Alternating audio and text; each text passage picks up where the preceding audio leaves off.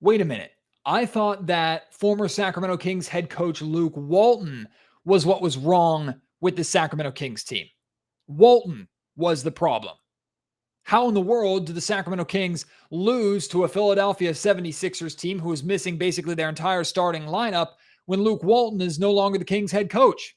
Hey, turns out maybe this Kings team has a lot more problems than just their head coach. Kings embarrassed at home again, completely fall apart in the fourth quarter. Supposedly, this is a strong offensive team now with interim head coach Alvin Gentry, a strong offensive head coach. They can only score 12 points in the fourth quarter. Kings lose again. That's now their second 4-game losing streak this season. Alvin Gentry did have some good things to say after the game, really putting the onus and the blame on the Kings players, and rightfully so. Plus, Sacramento Kings attendance numbers have been trending down, and they are way down this season. I got Kings fans to tell me why. It's all on today's episode of the Locked On Kings podcast.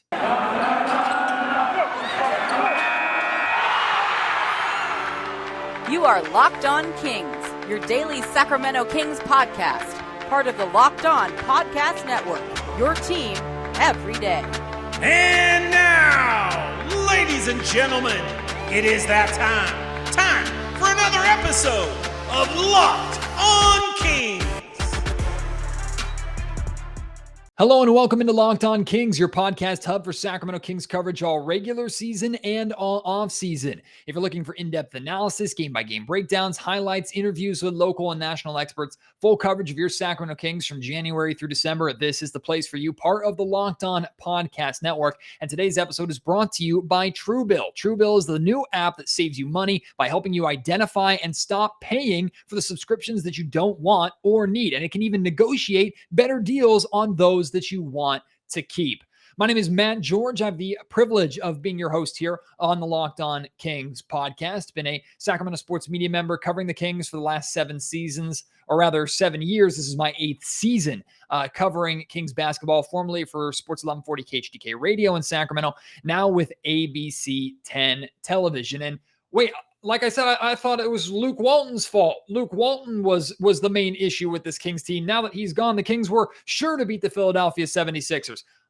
I'm being tongue-in-cheek here. I'm being facetious. I don't really believe that Alvin Gentry was going to get this Kings team to completely turn things around one game into the season. I don't actually believe that. I'm not here to be a I told you so tool after a Kings loss. But I will say that as expected, this Kings team looked generally the same. I've told you time and time again over the last couple of weeks, and especially on my emergency Locked On Kings podcast yesterday, after head coach Luke Walton, or former head coach Luke Walton, was fired, I said that this team has far bigger issues than the head coach, and that I would not allow Luke Walton to be the fall guy for the players, for management, and for ownership that don't deserve it. And as this season goes on, we are going to see, and I have no problem predicting this now, we are going to see the blame really shift and start being put heavily on this Kings roster, and by proxy, ownership and management, depending upon the moves that they make or don't make, because this Kings team is not going to get any better. I mean, maybe they'll have good stretches. They're certainly going to win more games. There is a winning streak in their future where fans are going to feel better than where we're at right now. And hey, maybe this Kings team is, or the West, I should say, is overall bad enough for the Kings to still hover in that play-in picture like we all expected them to be. But this Kings team is not going to get significantly better this season unless they make major moves to this roster. Plus, as much as I appreciate Alvin Gentry, the veteran coach that he is, how well respected he is, how well liked he is in the locker room, how much time he spent in the NBA, and how great of a basketball mind he is, I don't expect him to reinvent the wheel with this team. He has a lot of similar philosophies to what former head coach Luke Walton had. That's why he's been the lead assistant for the last 2 seasons here in Sacramento. I don't know what fans expected. Now, I did say on the Locked On 76ers podcast that I appeared on this week that I wouldn't have been surprised if the Kings had beaten the 76ers And this is kind of a joke, but it's kind of not. I think it would have been, or the Kings would have had a better chance to have beaten the 76ers if Joel Embiid and Ben Simmons and Tobias Harris and Seth Curry had played. Because we know this Kings team plays to the level of their competition. And for some reason over the years, after a head coach has been dismissed, the Kings typically win those games. Instead, they took on a very depleted 76ers roster, mainly led by Andre Drummond and Tyrese Maxey, featuring 4 players who were on the G League or Summer League teams for the 76ers this summer and last season and parts of this season. And the Kings, mainly healthy at full strength, they lost on their home floor. Surprise, surprise. 12-point fourth quarter is what did the Kings in. And we know under Luke Walton, so far this season, fourth quarter offense mainly has been an issue. We know that defense is not great either. And defensively, the Kings didn't look horrible. They didn't look good. They had lapses. They had decent moments. But again, this Kings team was guarding mainly the second string, the second unit, the depth of the 76ers. And they were having that hard of a time. But offensively, the fourth quarter offense this year, all season long, even when the Kings were winning games, the fourth quarter offense has been dreadful.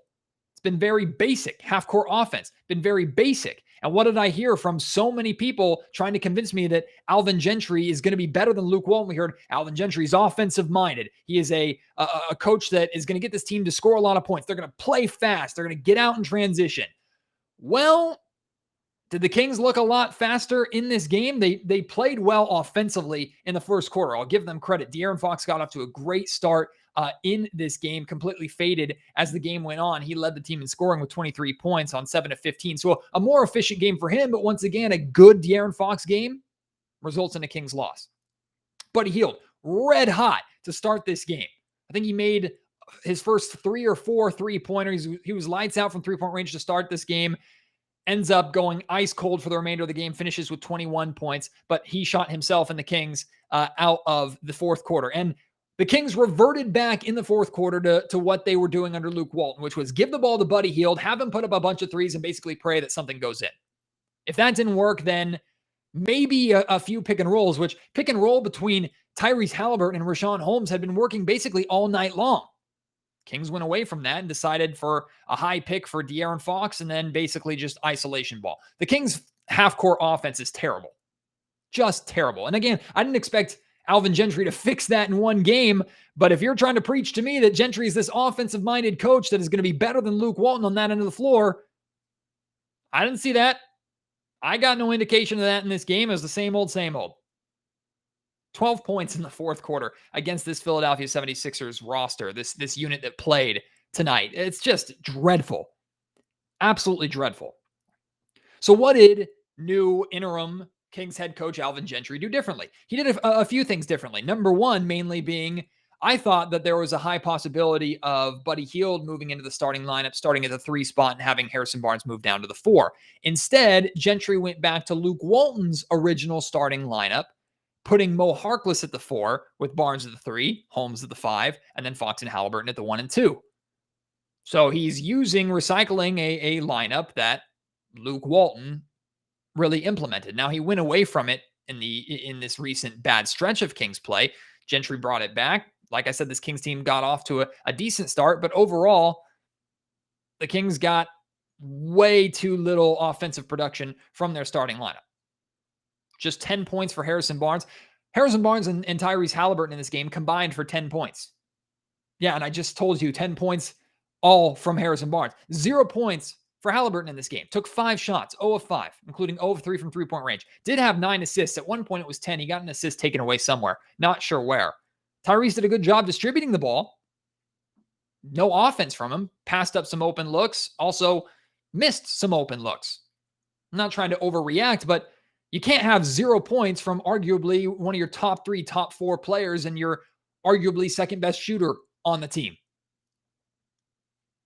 And then you got 2 points from Mo Harkless. We know that he doesn't provide too much offensively. Roshawn Holmes had a nice game, at least up until the second half and really the fourth quarter, when the Kings, 1, started to go away from him. 2, he started to get dominated on the glass by Andre Drummond, who finished with 21 rebounds, or rather 23 rebounds, in the most predictable stat of the night. 7 of those 23 rebounds were offensive boards, by the way, for Drummond. And Roshawn was also poked in the eye, I think, at some point in the third quarter. Never really looked the same after that, but not nearly enough production from your starting lineup. And then off the bench, you did get a nice push from Tristan Thompson. That's also what Gentry did different. His rotations were different. Marvin Bagley got some opportunity, had 4 points, 5 rebounds in about 12 minutes. Tristan Thompson, who didn't play at all in the first half, came into the third quarter, gave the Kings a nice spark, scoring 8 points on 4 of 6 shooting in 11 minutes. Alex Len played the first half, but didn't play the second half. He was struggling around the rim. He was getting a lot of opportunities to score, just couldn't finish around the rim. And then Davion Mitchell continues to kind of just be a non-factor, especially offensively. He just hasn't been good. 2 of 9 shooting from the field in this game, just 4 points, 0 of 4 from three-point range. Just not enough production across the board. The Kings allow only 102 points at home. They should be winning that game. And you're going to hear Alvin Gentry say something similar at the end of this podcast when I play his post-game comments for you. But you only scored 94 points at home when offense is supposed to be your strength now with an offensive-minded coach? Okay. That's what you say. De'Aaron Fox, once again, didn't look good in the fourth quarter, was trying to force some things. Buddy Hield shot himself out of the game. Buddy Hield was actually pulled. The Kings were up 9 points. They had a good start to the fourth quarter. They went up 9 points, had 2 different possessions to get that lead to double digits, and I think not necessarily put the game away, but really create a safety net that they definitely could have used in this game. Instead, they get a deep angle deep wing 3 for Tyrese Halliburton that rims out. Very next possession, Kings get a stop, try and get out in transition. Buddy Hield chucks up just a classic Buddy Hield heat check 3, except he wasn't hot at all, and he rimmed that out. Alvin Gentry pulled him and sat him on the bench for a while. So that's different. Something Walton did in his first year that he hasn't done really over the last season and a quarter that he was here. I mean, at least things didn't look exactly the same, but the result was exactly the same, which is the Kings once again losing. They now have lost 8 of their last 9. That's having an effect, ladies and gentlemen, on the attendance, on how much fans are paying attention. I looked at the numbers earlier today before the game and started paying attention to the trend of Kings attendance dropping since the Golden One Center opened. And then I talked to and really put out a message on social media asking Kings fans who were choosing not to attend games to tell me why. I'll share with you that negative trend and what Kings fans had to say about it here in just a second. Right now, though, I want to let you know that today's episode of the Locked On Kings podcast is brought to you by Shopify. In case you don't know, Shopify is a complete commerce platform that lets you start, grow, and manage a business. The subscription-based software allows anyone to set up an online store and sell their products. Shopify store owners can also sell in physical locations using Shopify POS, our point-of-sale app, and accompanying hardware.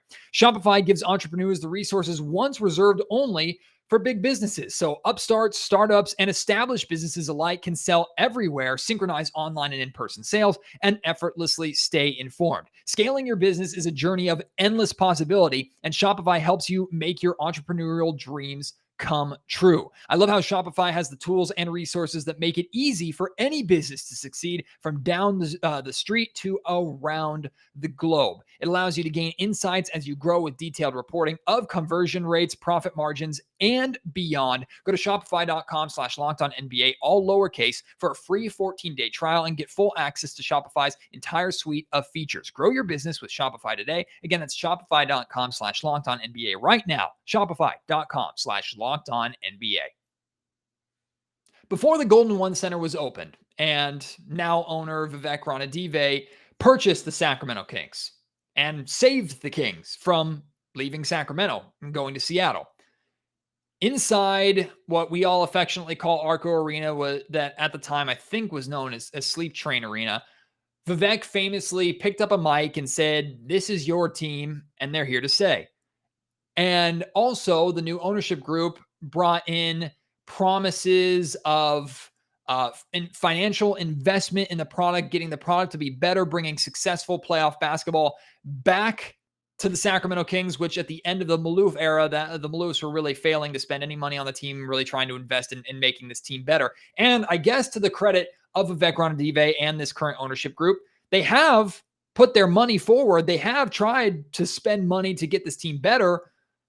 The problem is that they haven't made this team better. In some ways, they've made this team significantly worse. A lot of that, I believe, has to do with ownership's, to be frank, meddling at times. Their inconsistencies, too many cooks in the kitchen, Vivek appointing too many advisors or undermining general managers, head coaches. It's been a consistent theme over Vivek Ranadive's time as owner of the Sacramento Kings. And these are things that Kings fans are a lot more savvy to now than maybe they were 4-5 years ago.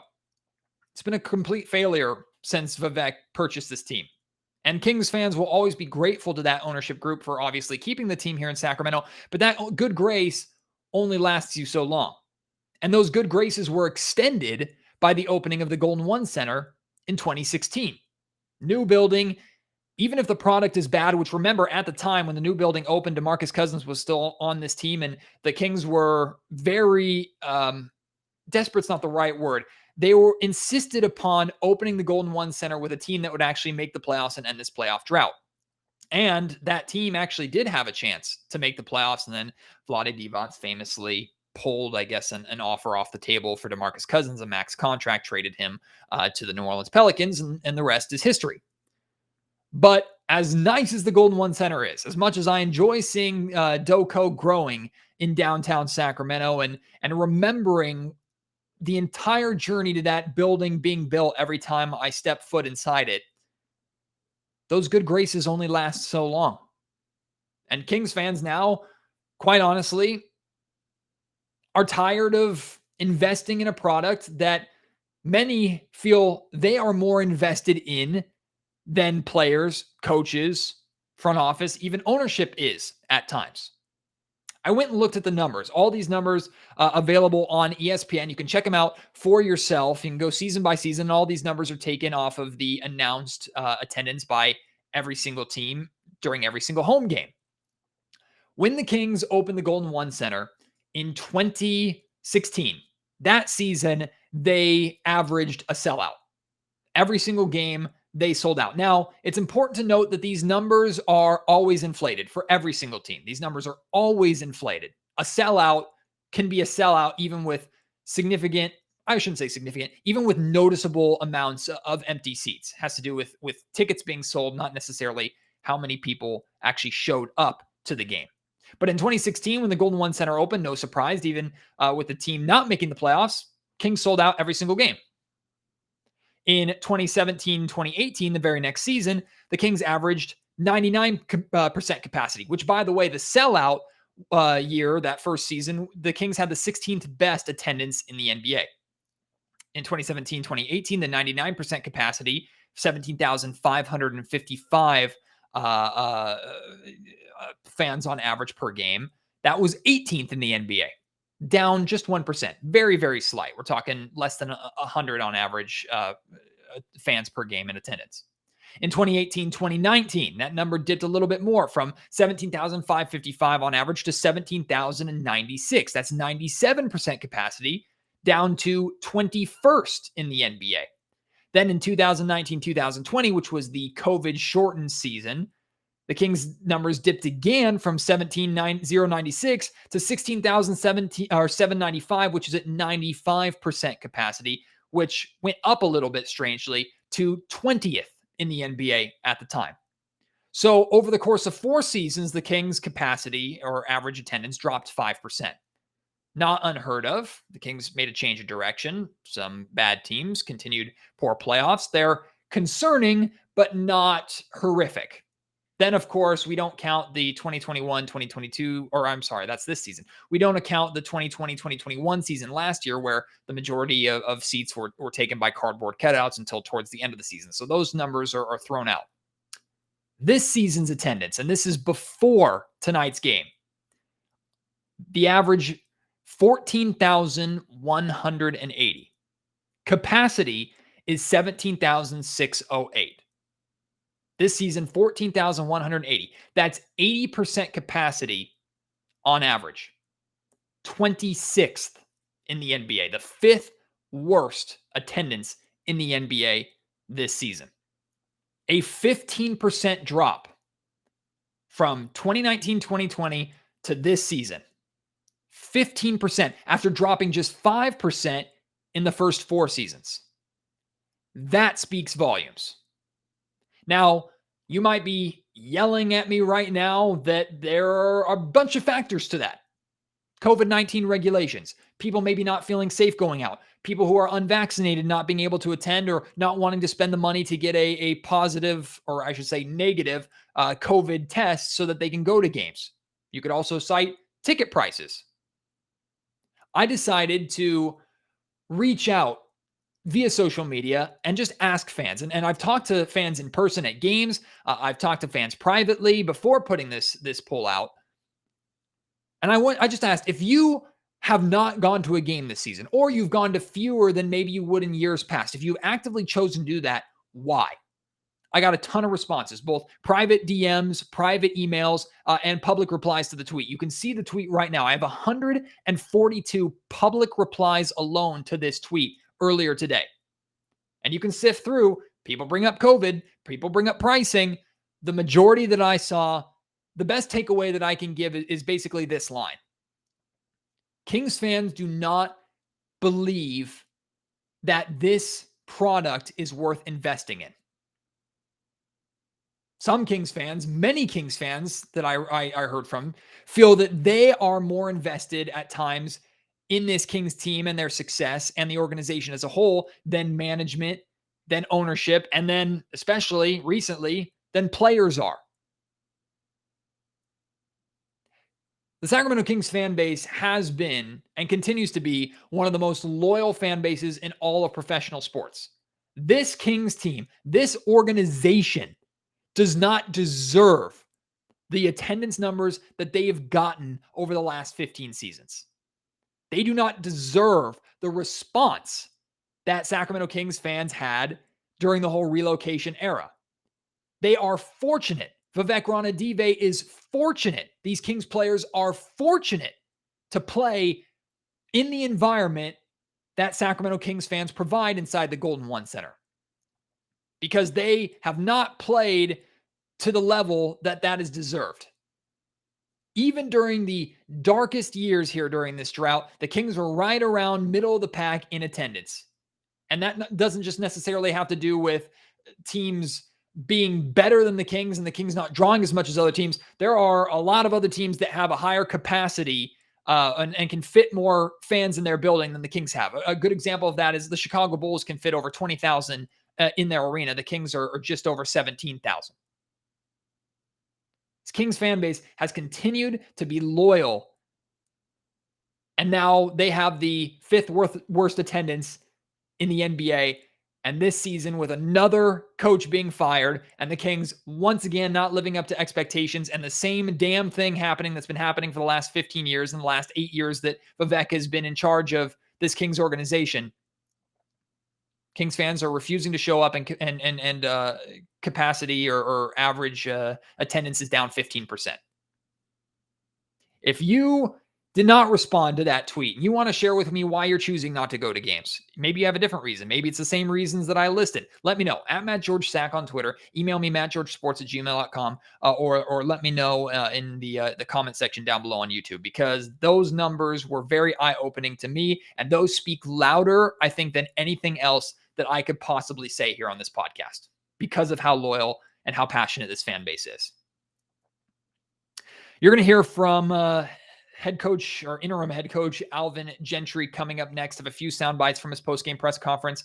He didn't say anything revolutionary, although I was impressed by him repeatedly putting responsibility on Kings players. You're going to hear that coming up in just a second. Right now, though, I want to let you know today's episode of the Locked On Kings podcast brought to you by our title sponsor, that is Truebill. Do you know why free trials renew without your consent? It's a business scam out to get you. Don't let greedy corporations pocket your money. Download Truebill to take control of your subscriptions. Truebill is the new app that helps you identify and stop paying for subscriptions that you don't need, want, or simply forgot about. On average, people save up to $720 a year with Truebill. Every single dollar counts, especially in this current financial climate. Because companies make subscriptions hard to cancel, Truebill makes it incredibly simple. Just link your accounts to Truebill and you'll cancel your unwanted subscriptions in just one tap. And your Truebill concierge is there when you need them to cancel unwanted subscriptions so you don't have to. Don't fall for subscription scams. Start canceling today at Truebill.com/LockedOnNBA. Go right now, Truebill.com/LockedOnNBA. It could save you thousands a year. Truebill.com/LockedOnNBA. Locked On Kings is also brought to you by RockAuto.com, the number one place for you to get your auto parts. Instead of going to your local auto parts store, dealing with tough, embarrassing, confusing questioning, sometimes from the counterman who really only happens to carry their specific brand at their specific price point. Half the time, they don't even have the part that you need. They have to order it. It takes forever. Ignore all that. Skip all that hassle. Save money at rockauto.com. I call it the Amazon of auto parts shopping. You go on here, and even if you're like me, know nothing about cars, you sift through all the different parts that are available. Find the parts that you want. Compare price points. Compare brands. You can save up to 30, 50, or even 100% on rockauto.com. An example, like a Honda Odyssey fuel pump is on average $353 from chain stores, $216 from Rock Auto. That's just a fraction of the savings that you can experience. RockAuto.com is easy to navigate. It's for all the do-it-yourselfers, reliably low prices for every single customer. And you can go explore their easy-to-use website today. Find the solution to all your auto parts needs. Go to RockAuto.com right now. See all the parts available for your car or truck. Right, Locked On in there. How did you hear about us box so they know that we sent you? Amazing selection, reliably low prices, all the parts your car will ever need. RockAuto.com. Here is new interim Sacramento Kings head coach, Alvin Gentry. Bottom line, you got to step up and make shots, and I thought we got some good looks at it. And we didn't make them, and that's kind of where we've struggled. We go 33, 19, 30, 12. And that's really is not conducive to winning in this league. You give up 102 points. Obviously they shoot 42%. They shoot 28 from three. All of those say that you should win the game. But our offense, for some reason, right now is very stagnant, and we're missing shots, and we're not making quick decisions. We say 0.5, you got to decide. Either it's a shot or either you got to move it on. And we'll continue to work at it. We're going to find a combination of guys that's going to play. Don't really care what the hell the back of the jersey say. We're going to play the guys that's going to play hard and try to do what we ask them to do. So, and if you don't want to run, and if you don't want to get out and play in the open court, then we got to find somebody that will. What I don't want us to do, and I think what has happened some in the past, is that, we get up 9 points and we start playing, really cautious basketball. And that's way too much time left in a basketball game to all of a sudden just try to slow it down and start playing cautious basketball. We have to learn to play in the open court. We have to have good shot selection, which I thought we did for the most part. We didn't shoot the ball very well at all. We shot 41%, 42% really, and 23% from three. And so that's really not a recipe for winning in this league, even if you play at home. So we just got to do a better job. But, it's a game under our belt. And the thing that's really disturbing right now is that we're having trouble winning games at home. And in this league, you have to win your home games. You have to be good at home, and then you have to be, decent on the road. And we have not been good at home, and we've got to find a way to get that change right away. Well, we can either improve or we got to start looking to play different people. That's the solution, really. If we can't get it done with the people that we have out there, obviously as a coach, I got to decide on different people being out there. So 12 points in a quarter is just not is unacceptable to a team that's basically playing with their their second unit. Alvin. And I didn't mean that in a discouraging way against those guys out there, because they got some very good players. I didn't mean that in any kind of derogatory way, because the bottom line is that they kicked our ass. So the only way that we're going to shake this, and as I said to the guys, is that we have to actually win some games, where we see a tangible thing that we've done, that we see the results of that, and that it's got to be a W. We can talk about, hey, we did this well, or we were pretty good in this area right here, but if it's an L, it's an L. And at the end of the day, they either put a W or an L in there, and we've got to find a way to put some W's in. And there you have it. The new coach obviously not happy with his 0-1 start, putting a lot of the pressure on the Kings players to perform, or he will try to find players who will, but I don't know if the players who will are currently on this roster. Like I said, I don't think it's really a coaching issue. Coaching certainly has something to do with it, but there are bigger problems with this Kings organization, some with the roster, lots with ownership, and some with management, I would say. Kings got work to do, and we'll see if they can figure things out in practice tomorrow and turn things around in their second meeting of the season with the Portland Trail Blazers on Wednesday.